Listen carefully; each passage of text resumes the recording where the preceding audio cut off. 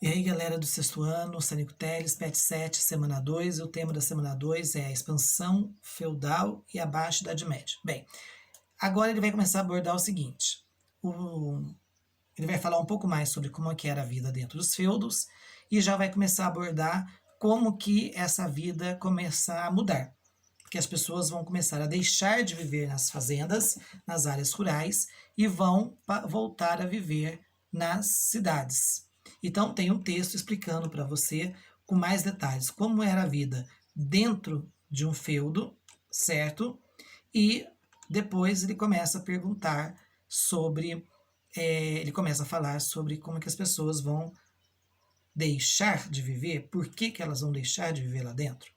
Muita gente, durante muito tempo, definia a Idade Média como um período assim de atraso, ou seja, nada de importante foi criado, desenvolvido, inventado na Europa durante esse período. Mas isso não é verdade, porque o período feudal foi um período em que as pessoas viviam, na sua maioria, nas áreas rurais. Logo, você conclui que os grandes avanços, as grandes invenções tecnológicas vão estar diretamente ligadas com as atividades rurais. Então, é nessa época que vão ser inventadas a charrua, a ferradura, os moinhos de água e de vento, o peitoral, e ele quer, na atividade número 1, que você diga exatamente para que servia cada uma dessas invenções. Para que servia a charrua? Para que servia a ferradura e o peitoral e o moinho d'água? Então, mostra-se aí que a Idade Média, ao contrário que durante muito tempo foi defendido, ela teve sim os seus avanços, mas ela estava mais diretamente ligada às atividades agrícolas, né? Eram aperfeiçoamentos técnicos, mas para a área agrícola. Muito bem. A questão número 2 pede para você observar um quadro. Nesse quadro mostra que do ano 1000, ano que o feudalismo estava no auge, até o ano de 1300, quando o feudalismo já estava em decadência, ou seja, as pessoas estavam cada vez mais deixando de viver nas áreas rurais e voltando a viver nas cidades. Então ele mostra que, conforme as pessoas foram voltando a viver nas cidades, a população foi aumentando.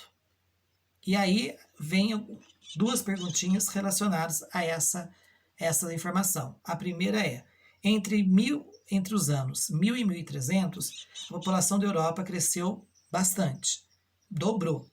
Quais fatores poderiam ser apontados para justificar esse crescimento? Por que a população aumentou? Porque as pessoas passaram a ter uma qualidade de vida melhor. E segundo, lá dentro do feudo passava-se muitas dificuldades, porque não era um paraíso. Trabalhar, ser um servo, ser um camponês dentro do feudo, você era muito explorado, então a qualidade de vida era muito ruim. As pessoas começam a ir morar nas cidades, começam a deixar os feudos por uma série de razões e começam a ter uma vida um pouco melhor.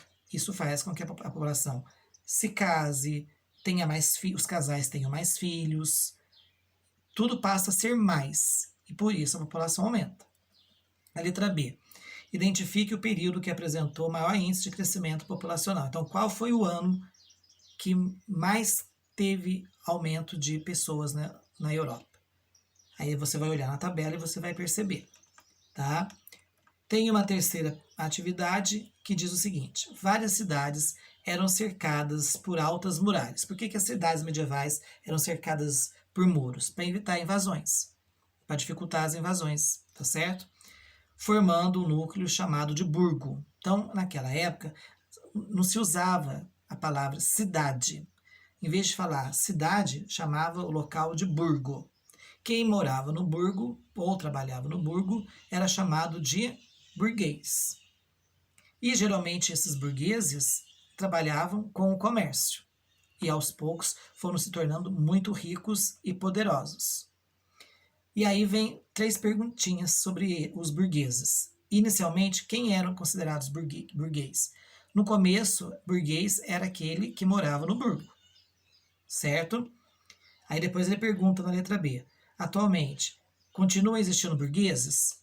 Os burgueses se tornaram depois especificamente os comerciantes, que se tornaram muito ricos, e esses comerciantes foram aperfeiçoando as suas atividades, e hoje nós temos banqueiros, empresários, comerciantes, seja de roupas, de móveis, de eletroeletrônicos, de produtos de informática, né? Enfim, todo tipo de atividade comercial, empresarial, faz parte do que nós chamamos de burguesia, certo? São as pessoas extremamente ricas, tem até aquela música, né? Burguesinha, burguesinha, burguesinha, referindo-se, né, fazendo como sinônimo de pessoa rica.